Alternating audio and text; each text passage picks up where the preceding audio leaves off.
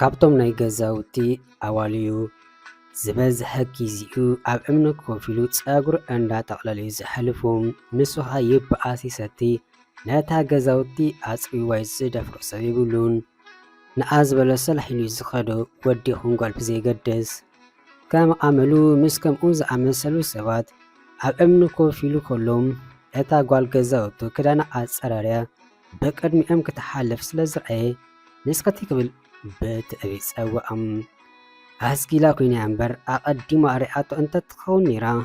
መንገዳ ምስ ቀየረት ብፍርሓት ካብቲ ደው ዝበለትሉ ግና ከይትንቀሳቐሰት ተራእየትን። ኣተ ከም ገለ ንዓኻ ከይምስ በላ ግዳእ ከይፈትወ ተንቀሳቒሳ ኣብ ቅድሚኡ ደው በለት። እንታ ዴኺ እንዳፀዋዕኹ ተፅቅጢ መን ምዃኑ ዘንጊኢ ከይደኽል ምስ በለም ብፍርሓት ዝኣክል ዘረባ በይን ክመፅእ ስቕዳዕ በለት። ኣብኪ ሓቲሞም ድምስድምኺ ናበይ ትኸድ ኣለኸ ምስ በላም ተላኢኺ በለት ብትሑት ድምፂ። ንሕጂ ኺዲ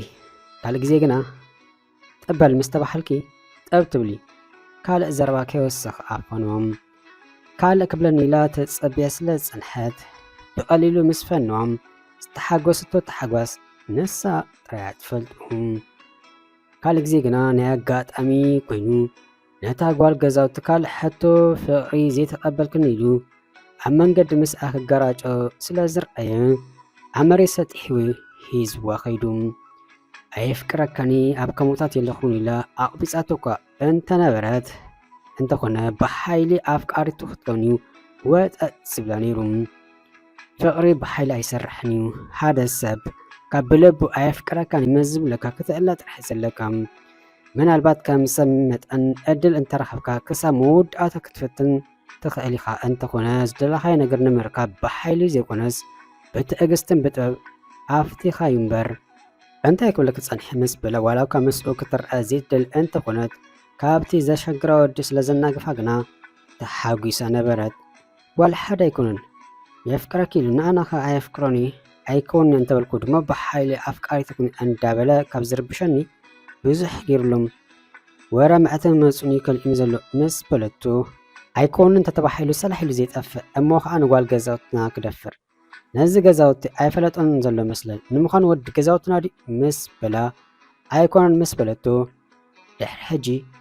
በዓለይ ዘፋነውኪ ሕጂ ኺድ ምባል ተፋኒዋ ኸደም እንተኾነ ምስኡ ተርአያ ማለት ካብ ነብሳ ሓሊፋ ንስድራ ክተፀርፍ ከም ዝኾነ ስለ ትፈለጥ ድሌት ኣይኮነን የግዳስ እምቢ ምስትሎም ብድሕሪ እንታይ ከም ዝመፅእ ስለ ትፈለጥ ምስናይ ሕርቃና ናብ ጉዳይ ኣበለት።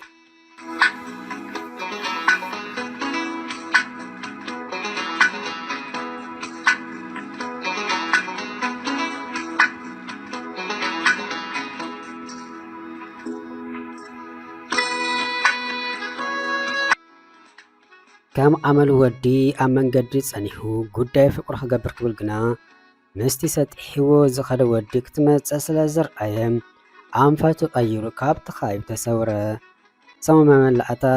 ቤና ክረኽባ እንተፀዓረብኳ ቤን ወዲ እንዳፋና መተንፈስ ይስኣነ። ንሳ ግና መጀመርታ እኳ ምስኡ ክትረአ ትሽቁረር እንተነበረት ፈትያ ከይፈቱት ምስኡ ክትዕልል ምስ ጀመረት ውሽጡ ንጹሕ ሰብ ኮይኑ ስለ ዝረኸበቶ ይፀላእቶም መሊኺዲ ገዛ ክእተው ኢሉ ተፋኒዋ ኸደ። እንተኾነ ገዛ ኣብ ምስኣቶ ዝተቐበላ ነገር እንተሎ ተሪር ፀፊኢት ንኣቦኣ እዩ። ኣቲ ንስኽስ ኢልኪ ከዓ ምዚ ሰብ ዘሰክሐ ኣዋላ ክትዘሪ ኣቲ ከምዚ ገይረ ደይ ዕብይኪ ምስ ስራሕ ይኹን ቁም ነገር ሙያ ዘይብሉ ግዚኡ ብኸንቱ ዘሕልፍ እሞ ከዓ ሰብ ዘሰክሐ ሰብ ክትከዲ ካልኣይ ግዜ ብፀፊኢት ከላዳ ክብል ኣዲኣ ተወርዊራ ኢዱ ብምሓዝ በጃኻ ርግበል ጓልካ ከይትቀትል ብምባል ከተተሓላድኦ ፈተነት። ርኢ ኸለኺ ድሕሪ ሕጂ ምስ ዝወዲ ምስ ዝርእኪ ወይ ኣነ ወይ ንስኺ ነዛ ምድሪ ክንሰፍራ ኢና ተዓለይ ሕጂ ሃብ ቅድሚ እንዳበለ ኣግባዕባ ኣላ።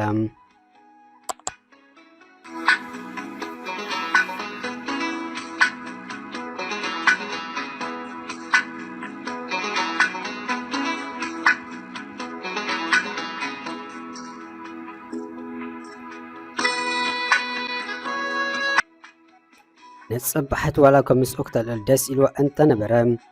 ምስ ገዝኣ ሕውከት ክትፈጥር ስለዘይደሊ ሪኣቶ ከም ዘይረኣየት ክትሓልፍ ክትብል ሽማ ብኣውታ ስለ ዝፀውዓ ኣታ ፈጣሪ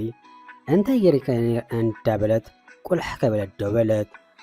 ጨጉሩ እንዳጠግለለ ኣርከባሞም እንታይ ደኣ ረጊፅክን ትኸዲ ንቐዲ ዋላስ እንታይ መስበላ ኣይተሓዘለይ ደኣ እምበር ካብ ድሕሪ ሕጂ ምሰይ ከይትረአ ወይ ጠባካ ኮነ ኣካይዳኻ ማሓሽ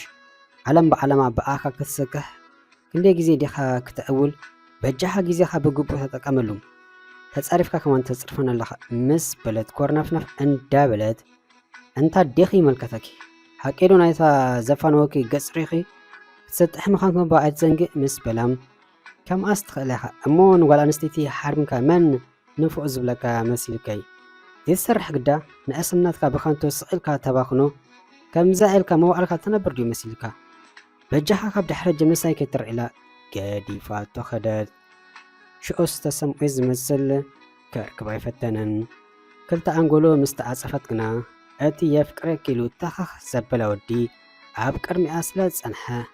ኣታ ዝኸስርሕ የብሉን ዲ ብዝኸርኮ ክጸንሓን እንዳበለት ሪኣ ከም ዘይረኣየት ክትሓልፍ ክትብል ኣርኪቡ ኢዳ ሓዘሙም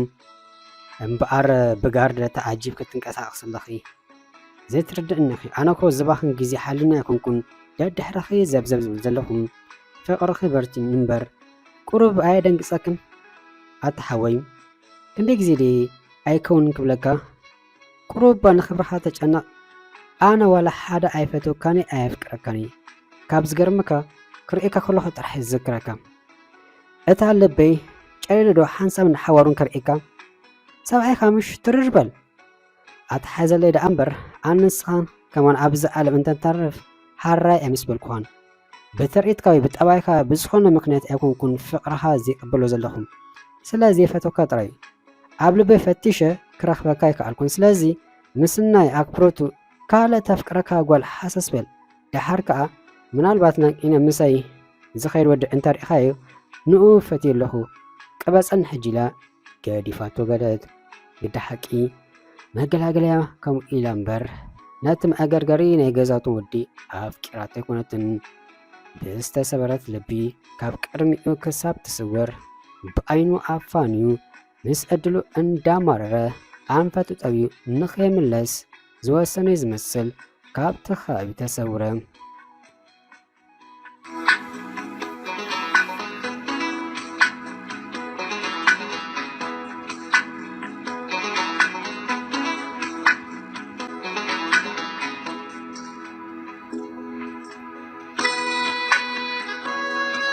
ሃይ ጽብቕቲ ፍጥረት ምስ በላስ ኣሸሞንተን ፍርኣናይ ምሸት ብድሕሪኣ መጺት ወዲ ገዛውታ በስምባደ ግለጽ እንዳበለት ኣታ ንስኻ በቃ ኣኺልካ ቀትር ኮነ ምሸት ኣብ ጎደና በጃኻ ሰብ ከይርአና እሞ ንገዛ ከይነግረለይ ካብቲ ቐይ ረሓቕ ምስ በለቱም በሊ ካሞ ምስ በልክን ሕልኽ ስለ ዝሓዘኒ ክርሕቐ ከይኮንኩን ከም ትፈልጥዮ ስራሕ ይብለይን ምሽ ዘይሰርሕ ትብልን ነርኪ ሕጂ ግርም ስራሕ ረኺቡ ኣለኹ ክትወፅን ክትኣቱን ክሳብቲ ትኸድየ ቦታ ከፋኖኪ ተጸበየ ድማ ክመልሰኪ ጽባሕ የራኸበና ይባል ገዲፍዋ ኸደም ኣታ ሰብ እዚ ምስ ስድራይ ከበኣሰኒ ኣቦይ ይምክሓለይ ከምዛ ዘይነበረስ ብሰንኪ እዚ ከም ገለ ወዲ ክብራተይ ክስእን ኣታ ስድራ የብሉ እንዲ ምዃን ምስክነይቲ ኣዲኡ ተኸኻ ኣቢልዋ እንድዩ ዘይሰምዕ እምነ ኸመን ካብ ዘይሓሽ እንዳበለት ገዛ ኣድዓተወት ነጸባሒቱ ከምቲ ዝበሎ ጎኒ ጎና ኸይድ ወጠጥ በለም በጃኻ ረሓቐለይ እንተበለቶካ ኣበይ ክገድፋ እንዳኣለለ ኣብቲ ትደልዮ ቦታ ኣብ ጽሒዋ እንዳኣለለ መለሰም በቃ ናይ መዓልቶ ስራሕ ገበሮ ዋላ እኳ ዕላሉ ገለ ትናፍቕ እንተጀመረት ኣብ ገዛኣ ግና ቀሳነት ኣይረኸበትን ተኺሉ ወረ ኣብ እዝኒ ኣቦኣ ስለ ዝበፅሕ ወግሐ ፀብሐ ቆይ ክኾነም ሰላማዊት ዝነበረት ቤቱሙን ሰላማ ረሓቐ ጓል ኣመንጎኡን ኣመንጎ ስድርኣ ተቐርቂራ ትገብሮ ጠፊእዋ ተጨነቐት ወዲ ፈጺሙ ሰመ ጥራሕ ዘይኮነስ ንሳውን ከይተረድኣ ኣብ ጎና ክሕሎ ክትበሕግ ጀሚርያ ኣቲ ቆልዓ ኣነስ ከምዚ ክትኮኒ ኣዕብየኪ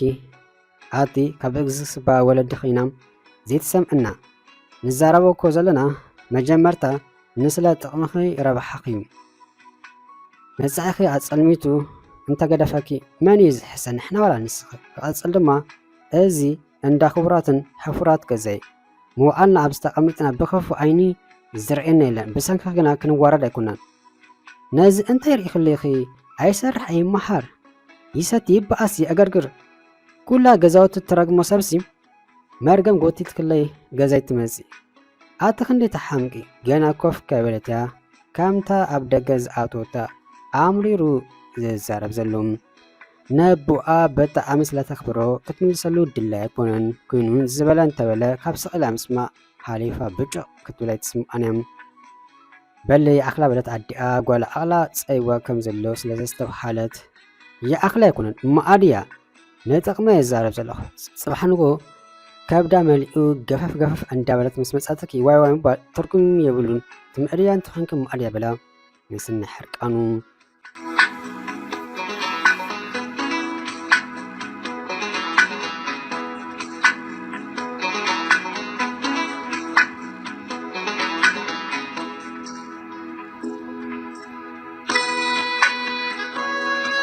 ኣታ ሰብ በጃኻ ከበረሓ ዋላ እኳ ኣፋ ከምኡ ይበልድ እምበር ውሽጣ ግና ንኡ ብምርኣት ሓጊሳ ነበረት ኣነ ደኣ ካብ ጽቡቕ ባሕራቴ ዝብሎ ዝጀመርኮ መንፈስ ጸምቶ ከየብፅሕኹ ዘየገድፍ ምዃኑ እዩ ወዲ ሰብ ካብ ዕላምኡ ብዝኾነ መሰናኽላት ክዕንቀፍ የብሉን ክትብል እያ ኣደይ ንምንኣስ ሓወይ ክትምዕዶ ዝሰምዑ ሓቂያ ናተይ ዕላማ ድማ ንስኺ ንሱ ድማ ንኣኸ ምምላስ ስለዚ ኣይክሰምዓክን ምስ በላ ንስኻ ፍሉይኻ እንዳበለት ከይተረድኣ እንዳሰሓቐት መንገዳ ገበረት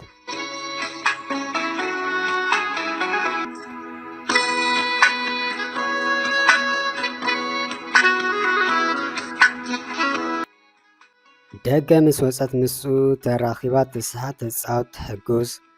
ገዛ ምስ ኣቶት ኣቦኣ ክቋያቕ ኣብ መወዳእቱ ብምልማድ ነቲ ነታ ገዛውቲ ዘሰካሕ ሰብ ኣፍቀረቱም ክትሕጎስ ድያ ክትሓዝግ ግና ትፈልጦ የብላን ምስኡ ብፍቕሪ ዜራ ማለት ምስ ኣቦኣ ምብታኽ ምዃኑ ትፈልጥ እያ ምእንቲ ርስኡ ኣቦኣ ዋላ እኳ ጥዑም ሰብ እንትኾን ግና ሓያል እዩ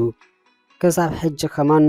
ብመኣዳ ዝሓልፎ ዘሎ ኣዝዩ ስለ ዝፈትዎ እምበር ሓኒቑ ፈረጥ መበላ ነይሩ ግና ዋላ ደኣ ንሳ ተፍቅሮ ደኣ እምበር ንሱ ከም ዘፍቅራ ትፈልጥ የብላን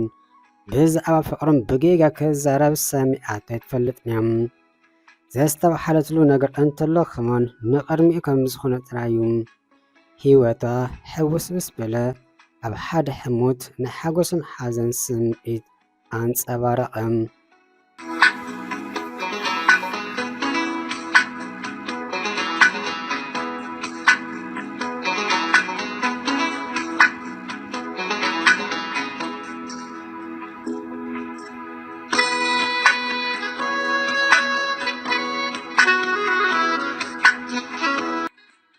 እሞ ጽባሕ የራኽበነቻው ኣቦይ ክትብል ኣቦኸ ከይርኤኪ ምስ በለም ሃራይ ምኻድ ስኸይዲ ሓንቲ ሕቶ ግና ክሓተካ ፍቓደኛ ዲኻ ምስ በለቶ ሕተቲ እንታይ ትጸገም ኣሎ ስለ ዝበለም ብዛዕባ ፍቕሪ ክትዛረብ ሰምዒከ ኣይፈልጥን ንምዃኑ ኣፍቂርካ እትፈልጥ ዶ ምስ በለቱ ሕቶ ኢልክ ድኸ ተሓትኒ ዘለኺ እንታይ ማለት ኸ ፍቕሪ ኣፍቂረ ኣይፈልጥን ፍቕሪ ክሕዘኒ ከማን ኣይደልን ምስ በላ ክላ ንስኻ ስኢልካ ኢኻ እንዳበለት ቻው ከበለቶ ጸርጸር እንዳበለት ናብ ገዝኣ በለት እንታይ ኮይና ዘጓል ፍቕሪ ገለ ትብል ንሱም ብዙሕ ከተገደሰም መንገዱ ገበረ ኣሕመድ ቀሲኣ ኮይና ተንጸርጽር ነበረት እንታይ ዝኣበስ ፍቕርኻ ይብለኒ ኣታ ምስ ምንታይ ዓይነት ሰብ ጸሚደ ዘለኹ ዋላ ማእገርገር ፍቕሪ ዘይርድኦ ዘይሰርሕ ዘይመሓር ኣታ በቲ ሓደ ሰሓቂ እዩ ኣቦ እዚ ሰብ ኣጸሊሉ ዘርሞ ከትርፈኒ ይክደን እዩ ዘብል ኣታ ምስጠናይቲ ንፍቕሪ ዝሓተኒ ዝነበረ ሰብ ዶ ይኾን ምስኪናይ እዚ ተፍቅሮ ሰብ ደልዩ ኮለል ክብል ንዘይሰልጦ ጊዜኡ ኣጥፍዩ ኣታ ረጊሙኒ ዶኾን እንታይ ደኣሞ ክብል ሓደ ጽቡቕ ነገር ከስኣኖ ኩሉ ከክፍኡ ኣኻኺቡ ሂቦ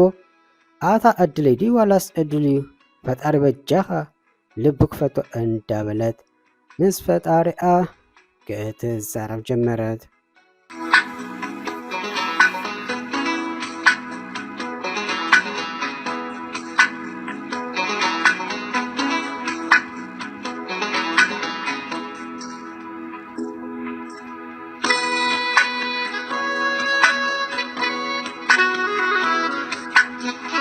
مسمع مش أبقي بالي أزدي كراون تخشانت أحسكي جازا قدفلي مشت جازا من ساعتوتيا شانتا عدالي أبو أكم زلزلوم أدعى بجحا قدفلا مسمع أبي ويم أتابو هج مشت مدرا نبي مسبلتو بسم بعده أنت فليته نبت أولا ودنبر نبي دا كوانا دونو عيمر أسكن سلازي كيد نبقو كبدح حجي ولا يكونكن تاما إركي زي السم أنت خونك دا أنت خجبرك مسبلام أتابو بجخا مسبلتو أبايت بلني كما خاينت قالي بالليل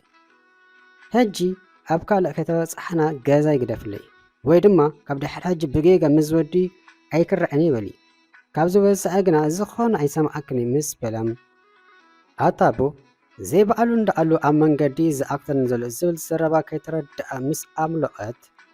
قز أنت زي تحيو أنت أمسيليو زأكتكي كم أنت خينو مو كتمسكريخي أب حقت ألتلك نبلينا أنا كو إيدي كاميراس هيلين بر بقالي مس أخلكو مس بلام بوليس مس سمعت بخا بقالو زي بلكو أنت بلا تتعاسد تفتوسب بسانكا كأسر كونا زخون ساقم كركب دريتي كونن أتابو بجاخان دو تردأن مسبلتو أتقلع ولدنا كنبر أي ولدكنا أزخل أمتت حانتك يقدلكو أحاقي أزأبخو أبزبت سحكت بسحنبر مسمانم أولا قدنا كتزر ليكم كن وي قزاي قدف اللي وي دما كور حقي هاد إمرزي مسبلام تخلو سلازي بالله كيف فتوت أيك أربون إلى مسنا نبعثنا بكفل عبلت أبكفلا تأسيا ونشاج إلى مبكا قصالت كي تردأ فقرت أبو جيرو سرح الليم بداقة حقيسات مس أوش تقزا دم أمباقر أندا سنحقنا تشجرت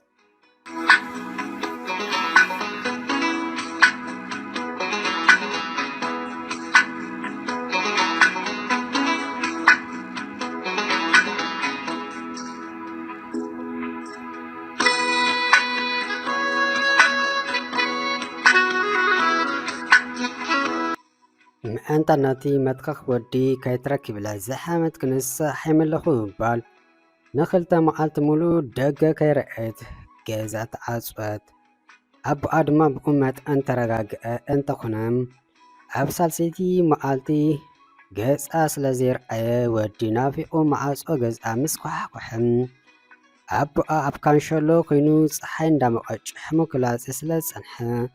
بقالو معاصو مسكفتو كمزا شيط أنزر أي السبيو سلستا جيزي كي تردقو زمعاتبه قد حقي كلتين سنبيدوم أتام أقرقري أنت هتقبر دقا معاصو جازي كوحوحي كمس بلو بناي حرق أمنفس يقريتا جازا تقيقلخو زرباكي وسقه أنفتو تقوي كابت معاصو دقا تعاليم أنت أكبلين بر كالس أنت زخون يرسبا زقد شاكونن أبو أغنا يسكركر نبرا قولي دقا حمق اندا راخي وازلا أنت يخزم السل تكال ترئيتو كدانو حفا بيلو زيك علس مزا لول تمثل قولي حقبقب هزي فز يمخون زيولو نقاري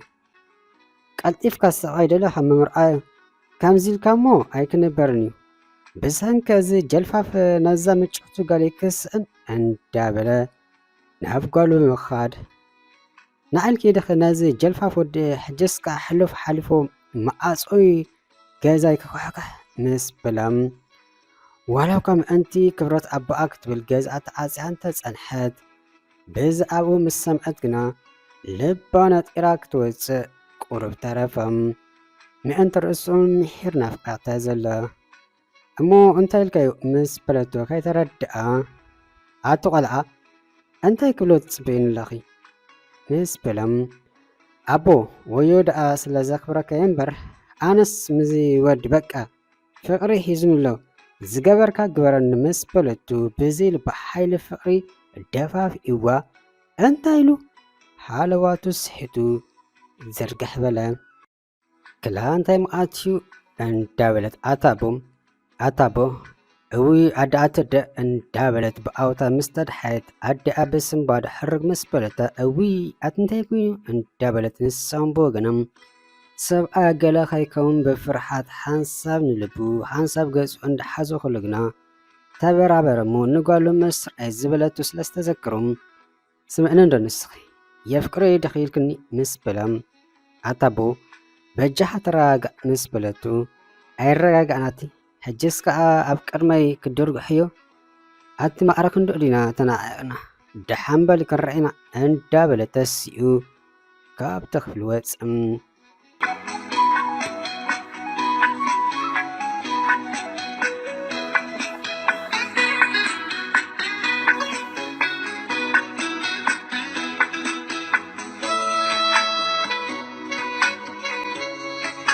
ኣይተሓዝለ ኣዴ ብፍቓደይ ካብዚ ግዜ ይውፅእ ኣለኹ ብሰንከይ ኣቦይ ክሓምም ድልት የኩንን ኣነ ብፍቕሪ ይስቀይ ዘለኹ ሓሳብ ልብኩም እንተዘስምር ደስ ምስ በለኒ ግና ልዕሊ ዓቕሚ እዩ ፈትያ ኮንኩን ጥራይ ሰላም ትመንሊ ምስ በለታ ኣነ ጓል ኣቦኣዶ ኣትጓል ተጸሊልክ ደኺ ካብ ገዛኻ ሓሊፍክ ናበይኻ ክትከዲ ሬሳይ ተገሳጊርኪ ክትሓልፍ ኣለክ እምበር ኣነ ብሂወት ከለኹ እሞ ከዓ በዓልኻ ካብዚ ገዛ ክትወፂ ዘይከውን ኣይክትወፅን ኢኺ ናይ ኣቦኽ ነገር እናባይ ግደፊ ከረድኡ እየ ድሓርካ ኣቦኽስ ኣስተጋጊ ዘይነፀቕኻ ኢኸ እንዳኣሉ ከመይ ኣቢልኪ ከምዚ ዘይረብሕ ወዲ ትኸዲ ዘለኺ ኩሉ ሰብ መዓልታይ ክራግሞ ከም ዝውዕል እንዳፈለጥክስ እሞ ከዓ ነዚ ገዛ ክብረት እንዳፈለጥኪ በጃኺ ዘጓለይ ሓፂራይ ትሕሰቢ ኣርሒክ ጠምቲ ፍቅሪ ሓላፋ እዩ እዚ ሰብ ክርምሰክ እንተዚኮኑ ዘይጠቕመካ ይብሉን ሕጂ ሻንጣኺ ምለሲ ኣይ ኢልኪ ምስትኸዲ ግና ክትቀብርኒ ጥራሕ ክትመፅእ ማለት እዩ ምስ በለተ ኦፋይ እንዳበለት ጸርጸር ሓዊሳ ናብ ክፍሊ ኣተወት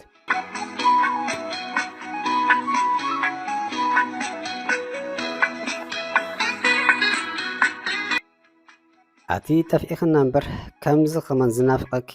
ኣይመስለን ነይሩ ምስ በለ ኣብቲ ጎደና ምስ ረኸባ ይደፈና እስከ ንስኻ ኸ ብሳንካ ዘሕልፎ ዘለኹ ህይወት በኣለይ ዝፈልጦም ኣታ ንስኻስ ካብ ዘለኻ ህይወት ክትወፅእ ዘይትፍት ክዳንካ ጨጉርኻ ከይዳኻ ዘይተመቕረሪ ገዛውት ኣኺሎ ብኣኻ ጥራይ ክትዛረብ መጃኻ መንእሰይ ጭኖ ዝኣወልካዮ ዘይኣኽለካ መውኣልካ ከሚልካ ክትነብር መሳቱ ከዓ ኣይቕኖኻ እንዲ ሰብኩን ሰብ ትፈልጥ ዲኻ ሰብኩን ዕላማ ዘለዎ ሰብ ኣብ ቅድሚ ፅቡቕ መፅአይ ዝረአ ሰብኩን ካሓተካ እንታይ ናይ መፅአይ መደባትካ ንምዃኑ ምስ በለቶም ሎምስ ገለ ኩን ከለኹ ኣነ ደኣ እንታይ መደብ ክህልዎን ንቅድሚ ጥራይ ዝኸይድ ዘለኹ ምስ በላም በቃ ብሓሰሰ ለባም እንተኾነ ኢልካ ትጓዓዝ ዘለኻ ሕልሚ ረኣይ ሓለኻ በጃኻ ንምባርካ ዘይተርፋ ገለ ክትጭብጥ ክተበር ክትፀዓር ሓርካ ሓዳር ምስ ገበርካ ንደቅኻ እንታይ ኢኻ ክተብልኦም ክተስትዮም ክትከድኖም ቁሩብ ብኸመይ ኢኻ ክተምሕሮም ኣቲ ሎምስ ምስትእናኺ የለኽን ግደፍና እስከ ካልእና ንዕልል ግደ ናፊቕ ክለኹ ምስ በላ እንታይ ሞ እንተናፈቕካኒ ናፍቆትካ ጠባይ ዲ ክኸውንን ፍቕሪ ዋላስ እንጀራ መግቢ ኣነ መሰንክኻ ምስ ስድራይ ከቢድ ውግእ ይሕልፍ ኣለኹ ንስኻ ድማ ሓቅኻ በጃኻ ተለወጥ ሰብ ጭኖ ናይ ሰብ ስምዒት ድማ ይሓሉካ ምስ በለቱም ኣነ ዶ ሓቀይ ክትሰፍያ ደልኽለኺ ምስ በላም ኣብ ከማ ደኣ መን ክቀድመካ ሞያኻ እንድዩ ክሳብ ክንደይ ኢኻ ናፊካን ዘለኻ ምስ በለቱ ሕጂ ዝብላዕ ዘረባ ምፅኢኽ በዛ ዓይነት ክትወፂ ብኸመይ ሞ ክገልፀልኪ ብሂወተይ ንመጀመርታ ግዜ ንኣኺ ናፍቕ ኣለኹ ገለ ደኣ ጌርከለካ ይትኩን ምስ በላ ንስኻ እምበር ንኣይ ምስክነይቲ ፍጥረት ገለ ጌርካለይ እምበር ብዝኾነ እዚ እውን ሓደ ለጡም እዩ ግዳ ገድፈካ ገሊኦም ርኢምና ከዓ ክሕሱ ቸው ኢላቱ ኸደት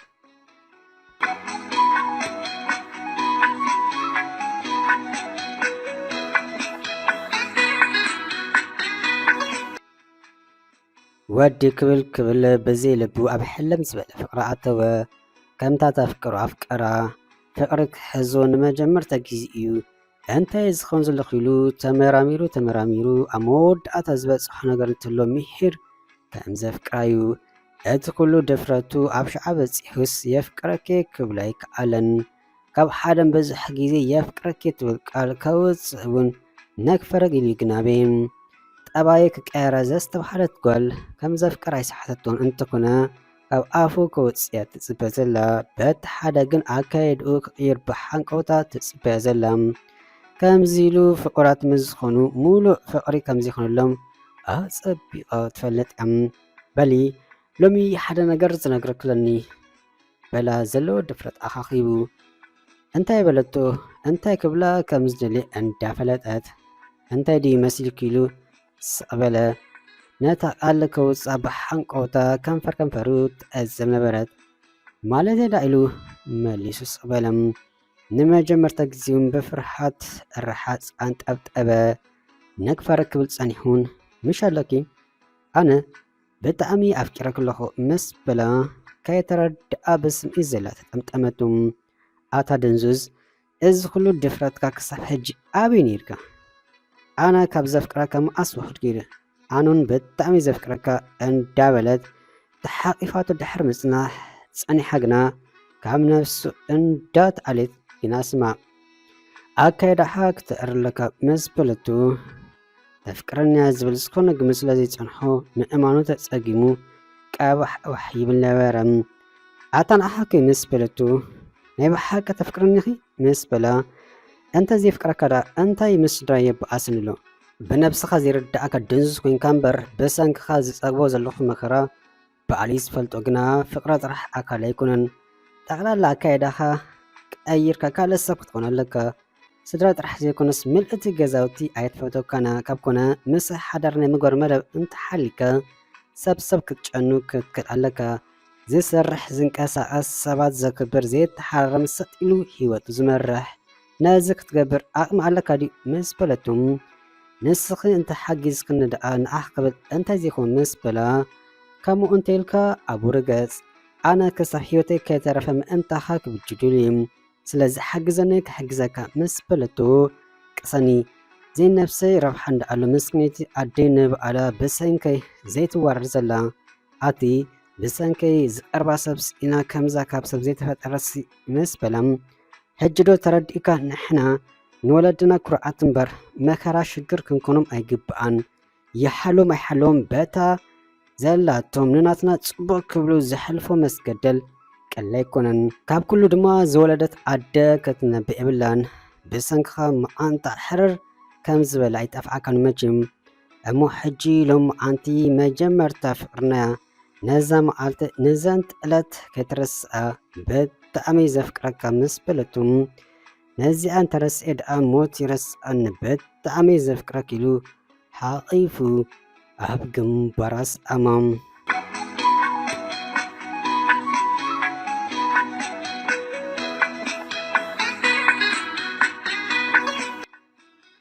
በልት ዘጎለይ እንቋዕ ብድሕር መጻኺ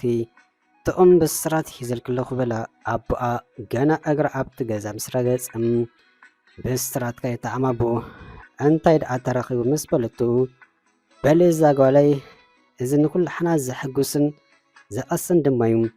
ተስፋ ገብር ከዓ ንኣኹን ከምዚ ተሓጒስናይ ዘለና ክሐጉሰኪ ምስ በላ ኣታቦ እንታይ ንገረኒ ኣሓንጢኸንኮ ምስ በለት በልት ዘጎለይ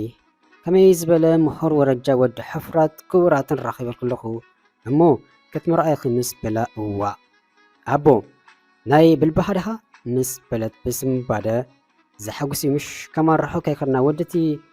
ኣርከዩ መቼም ተስሕቲ የመስልን ኣታቦ እንታይ ኢኻ ትብል ዘለኻ እቲ ራብኣይ ኣንጎሎ ካብ ገዛና ዘሎ ኣርክኻ ምስ በለት እወ ዘጎለይ ምእንቲ ርእሱ ወዱ ናይ መርኣ መደብ ጸኒሕዎ ንኣርከይ ነዚ ሓሳብ ምስ ኣካፈልኩም ክሰማዕ ግዜ ኣይወሰደን ፍቓድ ወዱ ሓቲቱ ድማ ወዱን ስለዝተሰማምዐን ጥቕም ብስራት ሒዘልኪ መፅእ ዘለኹ ምስ በላ ኣታቦ ንኣይ ደኣ መርድእ እንዲ እንዳበለት ብውሽጣ እሞ ኣቦ ምሳይ ከይተማኸርካ ድሓ ውድእ ተብሎ ኣነ ምዘይፍቅሮ ሰብ ክምርኦ ድሌት ኣይኮነን ዝገበርካ ግበር ዝበልካ በል ድማ ዘፍቅረለኒ ምሽ ኢለካ ምስኤ ክነብር ዝደሊ ምስ በለት ኣነ ዶ ኣትንታይኺ ነዚ ሓጎስና በዚ ጓሓፍ ወድፋሕ ተብልና ካብ ምዚ ክትከዲ ዝርኤክ ሞተ ይመርፅ ከመይ ዝበለ ወዲ ተረኺቡ ምዚ እዋላ ጀልፋፍ ኣቲ ማዕረክ እንድኡ ድዩ ልብኺ ኣውድዩ ዘሎም ክንደይ ተዕሽኸ በኣልኺ መጻእኺ ብገዛእ ፍቓድኪ ክተጸልምቲ ኣታቦም ዘይልወጥ ሰብ ምሸለን ክልወጥ እዩ ጠባይ ይኩን ኣካይዶ ከመሓሹ በጃኻ ተረድኣኒ ምስ በለት ኣትጓል ዝርድኣክ ነገር የብልን ምስ ኣርከይ ቃል ተኣታቲና ወዲእና ኢና በዚ ጓሌ ከሲር በትኻ እና ኣርከይ ከተክስርን ደሊኺ መቼም ናይ ዘበናት ዕርክነት ከም ዘለና ትፈልጥ እንደኺ ኣነ ከዓ ኣጻፊ ቃል ኣይኮንኩን ቃል ክቡር እዩ ቃላይና ድማ ክንጸንዕ ዝግባአና ጥራይ ነብስኻ ኣዳልዮ ሕጂ ዘረባ ኣይልን ምስ በለም ጸርጸር እንዳበለት ናብ ክፍላ ኣበለት ገና ሓጎሳ ከይተዓመት ከላ ኣብ ገዝኣ መርድእ ምጽኑሕ ብጣዕሚ ሓረቐ ጥራሕ ዘይኮነሲ ተናኽኒኻ በኸየት ዕድለይ ክንደይ ከፍዩ እንዳበለቱን ኣምሪራ ኣስቆርቆረት።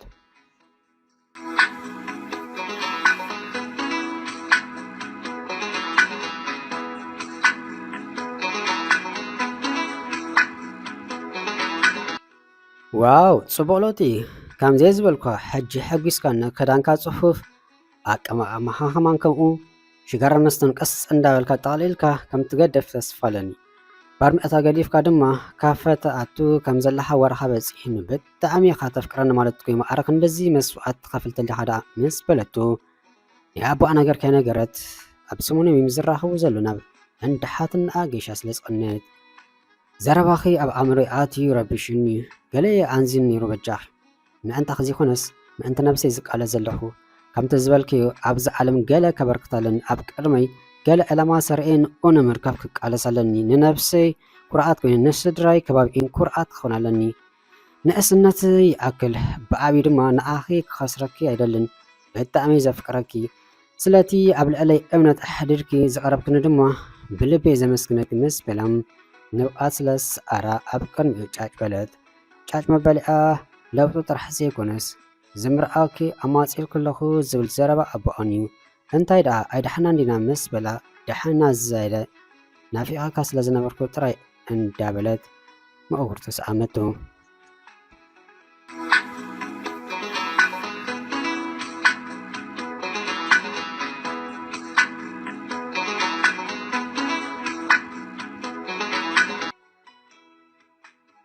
መቼም ኣቦይን ኣቦኹን ኣዕሮኽ ምኾኖም እዚ ናትዮ ናትክን ሓዳር ድማ ዝያዳ ከም ዘደልድሎ ርግፀኛ እየ። ሽሕ ግዜ እኳ ካብ ዝገዛወቲ ቀልጢፈ እንተወፃኹ ፅቡቅ ጌርኪ ከም ትፈልጠኒ ርግፀኛ እየ። ድሓር ከዓ ካብ መዓስ ከም ዝጎበስክ ከማን ይገርመኒ ዘሎ ምስ በላም ግድን ክትረኽባ ኣለካ ኢሉ ኣቦኡ ስለሰደዩ ተራኺቦም ዘዕሉ ዘሎም ፅቡቅ ኣለኻ ዕርክነት ናይ ኣቦታትና ናይ ነዊሕ ዓመታት እዩ እንተኾነ ዕርክነቶም ፋሕ ከብል ይሰግእ ኣለኹ ምስ በለቶ ይሄ ደኣ እንታይ ተራኺቡ ምስ በላ መቼም መንእሰይ ስለ ዝኾንካ ክትርዳኣለይ ተስፋ ገብር ኣነ ኩለንትናኻ ኣይፅላዕኹን ግና እቲ ሽግር ልበይ ኣቐዲሙ ናብ ካልእ ስለ ዝሸፈተይ ኣዝየ ዘፍቅሮ ሰብ ኣለኒ ኣቦይ ነዚ እንዳፈለጠይ ምስ ኣቦኻ ተረዳዲኡ ነቲ ዘፍቅሮ ሰብ ድማ ከማንም ክሓብኦ ኣይደልን ትፈልጦ ትኾን ኢኻ ወዲ ገዛውትናይ እቲ ኩሉ ሰብ እዋላይሉ ዝስክሓሉ ምሽ ኣሎ ምስ በለቶም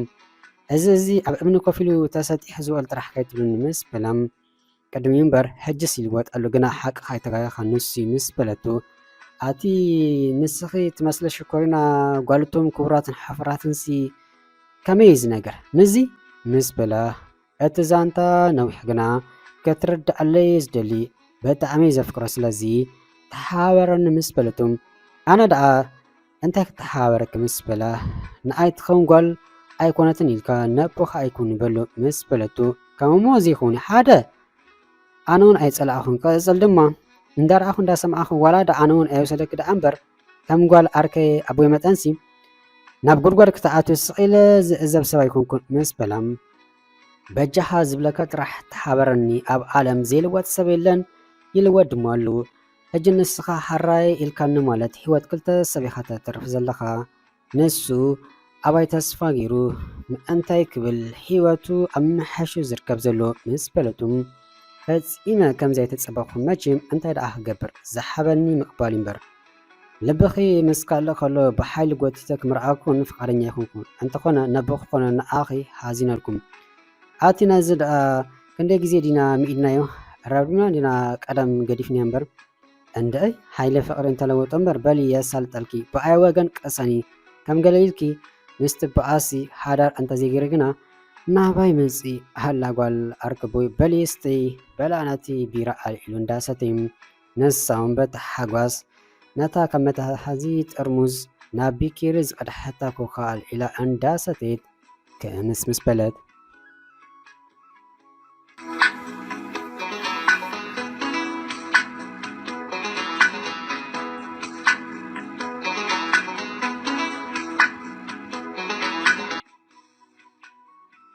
ኣቦ በልደስ ይበልካ ክምርኣው ፍቃደኛ እየ ኣርኪ ወድኻ ዝፍቶስ ሰብ ምስ በለቱም ነዛ ጉዳይ ብብልሓት ክሕዛለን ኢላ ምስ ነብሳ ተረዳዲኣ ፀባ እስቲ ክንዛ ጓለይ ፅቡቅ ገበርኪ ኣሳያሰይ ጓልመንደኺ ሕጂ ኣኩርኢኽኒ በዓለኺ ንጀልፋፍ ወዲ ተመርእኺ መኸራኺ ክትፀግቢ ሕጂ ተገላጊልኪ እንዳበለ ደጋጊሙ ሓቂፉ ሰኣሞም ዋላ እኳ ትደልዮ ሰብ ክትረክብ ዝገበረቶ እንተኾነት የግዳስ ሓጎስ ኣቦ ኣርያ ግና ኣሕዘና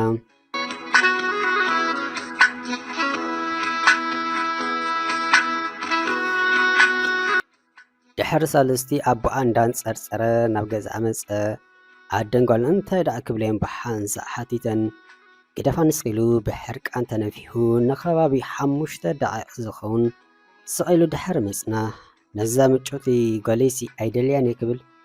ሓደ ሓደ ሰብስባ ኣሻይ ምስ በለም ከምታ ዝተሰማማዕናዮ ኢልወሎ ማለት እዩ እንዳበለት ከሉ ብሓጎስ ኣኽመስመሰት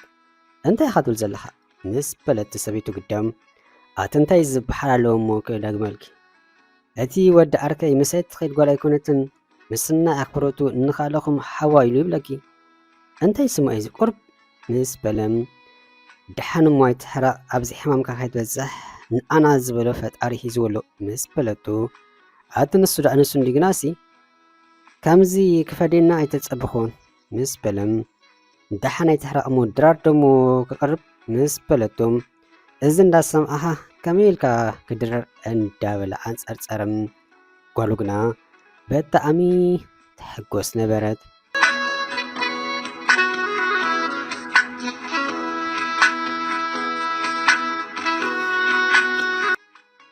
ዓይኒ ድዩ ዋላስ እንዳበለት ኣታኪራ ጠመተት እሞ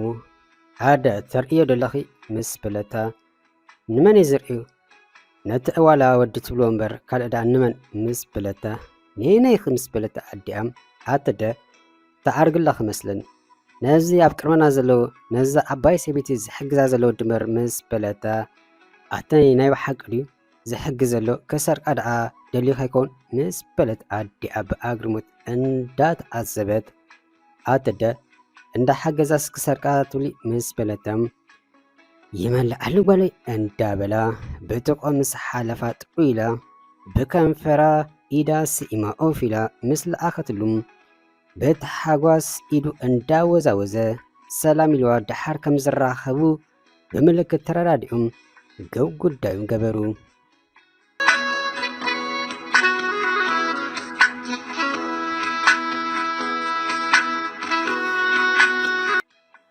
ኣቤት ለውጢ ተቕስነለኻ ስራሕካ ጀሚርካ ምስ በለቱ ኣብ ካፈ ተቋፂሮም ምስ ተራኸቡ ኣብ ጎደና ደው ኢልካ ምዕላሉን ተገዲፍዩ ግድን እምበር ንኣኸ ከሕጉስ ክብል ንነብሲ እውን ይጠቕማ ኣለኹ ሓቀይ ናይ ብልብኺ ክትሓጒስ ክለይ ዘለኺ ምስ በላም እወ ስለ ዝበለቶ እሞ ከረጋግፅ ኣብዛ ከንፈረይ ዶ ክስእምን ምስ በላ እንዳሰሓቐ ጊዳታ ስዲ እንዳበለት ኣኽመስመሰት ክሓተክ እንዶ ግዳህ ምስ ዝኾነ ወዲ ግን ክትከዲ ይርአይካ ኣይፍለጥን ብጀካት ንፍቕሪ ምኽ ዘብለኪ ዝነበረ ወዱን ጠጠው ኢልኪ ክተኣልይ ኣይረኣኹን ኣቲ ንስኸ ይራኽበኪ ኣሎ ዶ ምስ በለም ንሱ ደኣ ካብ ዝቐብፅ ክንደይ ገይሩ እው ሓቅኻ ንስኻ ኢኻ ናይ ፈለማ ኣፍቃሪ እየ ኣቕሊ እንተጌርካ እውን ኩሉ እንተና ክትወስዱ ኢኻ ምስ በለቱም ብሓቀስ ከበል ኣቕሊ ጥራይ ክንደ ስፍሓት ሰማይን ዕምቀት ባሕርን ከኣ እምበር ኣቲ ምሳኺ ዝተራሕፍ ኩላ መዓልቲ ከመይ በረኽቲ መዓልቲ ምስ በለም ኣነ እውን ዕድለኛ ግና ብዙሕ ዝተርፈካ ነገር ኣሎ ኣበርቲ ኢኻ ፃር መስተ ከም ሰብካ ሓደ ክልተ ክትሰቲ ጀሚርካ ኣለኻ ኣዝዩ ፅቡቕ ለውጢ ነዛ ሽጋራን ቀስ እንዳበልካ ትገድፋ ኣለኻ እዚ እውን ዘሕጉስ እዩ እንተኾነ ሽምካ ምሩር ስለ ዝፀንሐ ብቐሊሉ ክሕደስ ስለ ዘይኽእል ከምቲ ነቲ ኣባይ ሰበይቲ ትሕግዛ ዝነበርካ ንገዛውትናን ዝጠቅቕ ነገር ክትገብር ኣለካ ሓራይ ዶ ምስ በለቱም ቀሰን ይበላና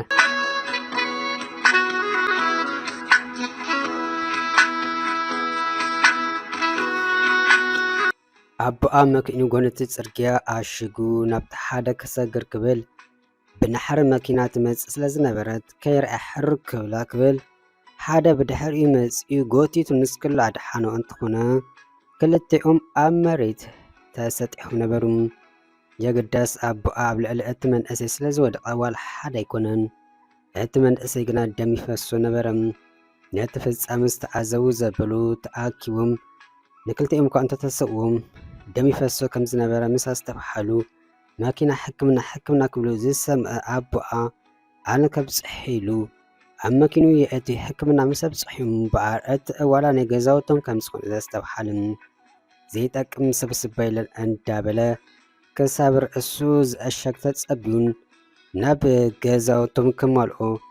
ናብ መኪኑ ኣስቀሉም። ኣታ ደሓን ዲኻ ብኤንዳ ጸኒሕካ ብከንቱ ጠፍዒ ነይረሳ ኣለኻ ታሪፈ ምስ በሉም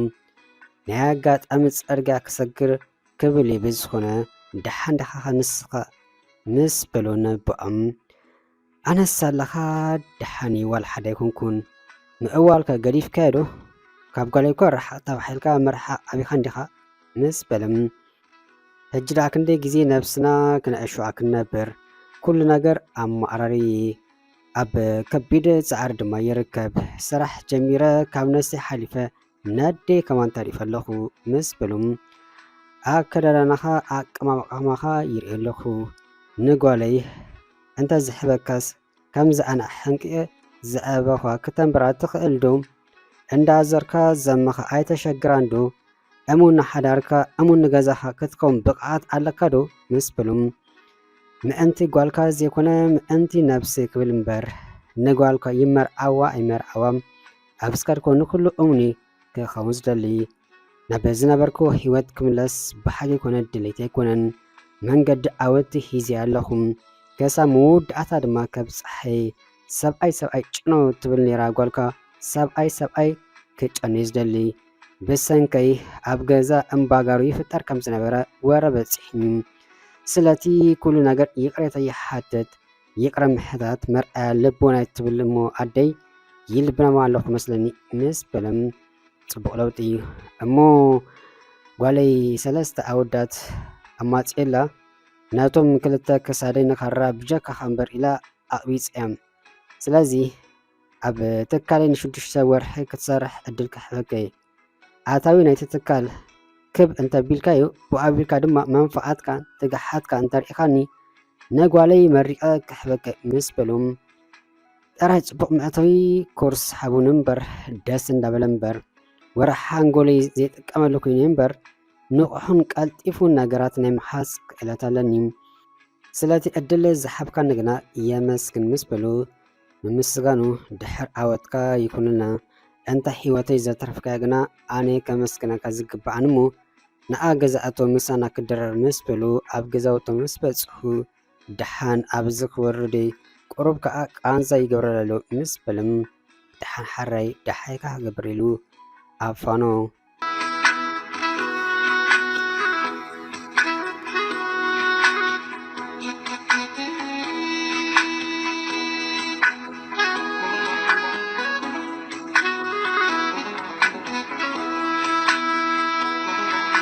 ገዝኡ ምስ በፅሐ ንጓሉ ባናና ወዲ ባናና ስጋ ወዲ ስጋ ከይዳ ክተብፅሓሉ ምስ ነገራ ተሓልም ከተሕሉ ሰብነታ ደጋጊማ ቆንጠም ኣብ ገሓደ ዓለም ከም ዘላ ስለ ዘረጋገፀት ከመይ ዝኾን ነገሩ እንዳበለት ብተሓጓስ ናብቲ እንዳ ኣፍቃሪኣ ገዝኣ ዝተባሓለቱ ነገር ሒዛ ምስ ከደት ዋላ እኳ ኣብ ርእሱ ዝተጠቕለለ ፃዕዳ ሪኣ ኣቦኣ ዝሓረሞ መሲልዋ እንተሰንበደት ኩሉ ዘጋጠመ ነገር ምስ ይዕልላ ብጣዕሚ ተገረመት ብውሽጣውን እንኳዕ ደኣ ኣቕለሎ እምበር ንፅቡቕ ነዩ በለት ኣህዲ እውን ኣብዚ በፂሕ ብደው ክትከዲ ፅቡቕ ኣይኮነ ኢላ ወጠጥ ስለ ዝበለታ ኮፍ ክትብል ተገደደት ርኢኽ ኣለኸ እዛ ጓለይ ወደይ ኩሉ ኣልኒ ንሳኺ ካብ ዝላለ ንድሓሩን ኩሉ እንትንኡ ተቐይሩ ካብ ጭንቀት ገላጊሉኒ ብሰንኩ ዝሓለፍኮ መከራን ስቃይ ባዕለይ ዝፈልጦ ግና ንውሉድካ እሞ ንመን ኢኻ ኣሕሊፍካ ክትህብ ናይ ውሽጠይ ኣብ ውሽጠ ገይረ ይቅንዘ ነይረም ብሰንኩ ምስ ደቅ ገዛውትና ዓይንን ሓመድን ኮይና ነርና ብዝኸዶ ከእገርግር ካብ ነፍሱ ሓሊፉን ንገዛና ነፋስ ይኣትዩላ ነይሩ ሕጂ ግና ፈጣሪ ግዲ ይኣኽለኪ ኢሉኒ ንኣኽ ብረኽቲ ፍጥረት ሰዲዱላ ኣሎም ኣብ ትሕቲ ፈጣሪ ምስጋና ዝግባእክ ድማ ንስኺ ሞዛ ጓለይ ፈጣሪ ትደልዮ ዘበለ ይሓብኪ ሓሳብ ልብኺ ድማ የስምረልኪ ምስ በለታ ማማ أنا ولا حدا زقبر كل يبلين جيزي بقالو محيرو ود سب من الوقت نقسمنات عاتك إيواك جاجوي أبزيخون من قدك نحيخ اليوم أنت خون بو أبيلكا كتفق خلخي أتسأقم مسكزي دما جدن كلوات ألو أما ودخون ساعات سلازا أخليو لو تسات أمتسيوم بر أنا دا أوريجن أنت غير مس بلد دحان زاقوالي أب تحت فتاري من قدو مسمرو نكحز هاقيس كيخي بنفسخي تحتي كوين كد أمبر مو دراردو ندر إلا بدل مس بلد كتقرارب خيدي دحان ماما كالا جيزي كمزي جازانا درار قراري بويم زيت سبين زلو محرت يوردلك مس بلدو نت أفكاري أمين بلا كفانا عندها تسأم دحان تساقميلن بقالي خيدي سلز بلدو قده هاريلو قدفام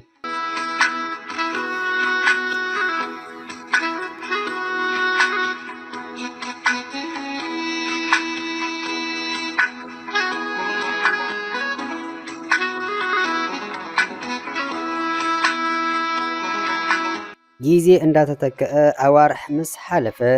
ድሕሪ 6 ወርሒ እውን ኣቦኣ ብቓሉ መሰረት ነቲ እዋላ ወዲ ስለ ዝኣመነሉ ንዝተዋሕቦ ተልእኾን ብግቡእ ስለ ዝፈፀመ ብተሓጓስ ንጓሉ ክምርኣ ፈቐደሉ ጥራሕ ዘይኮነ ብኣዝዩ ዝማዕረገ ድሙቕ ኣገባብ ከም ዝምርዓው ገበረ ሂወት ሓፃርያ ኣብ ተርእሲ ሓፃ ምዃና ግን ኣብዛ ምድሪ ዘምፅኣካ ዕላማ ክትፈለጥ ክትክእል ኣለካ ጌጋ መናበርቲ ደቂ ሰባት እዩ ንእስነቱን ከትከዓካ ይኽእል እዩ ግና ንሱታት ሓላሊኹ ክሕዘካ የብሉን ካብ ሕልፍ ተመክሮኻ እንዳተማሓርካ ዘተኣራረ እንዳተኣራረኻ ዝግደፍ እንዳገደፍካ ምውድኣቱን ሂወትካ ናብ ዘፀብቕ መንገዲ ክትስጉም ኣለካ ነብስኻ እውን ከምዘይትረብሕ ሰብ ጌርካ ክትቆፅራ የብልካን ኣብ ዓለም ምሽ ፍጡር ወዲ ሰብ ዝኣክል ነታ ዝደረበኻያ መልጉም ከማን ሓደ መዓልቲ ተመሊስካ ተገዲስካ كدلاخ خابكونم تربحن تطقمن نز عالم تقدس سمخان كامين كتسفا هاي قرصكا نسلت صباقي مصاخا ابرتها صحرم بر تسفا قرصكا ممليسكا ابس المات هيوت كمن بار تقطب بتسفا استغو ازن ابرتي زعر دما مودات صاما كم زركب ولا حدا زت اراتر ነገር የለን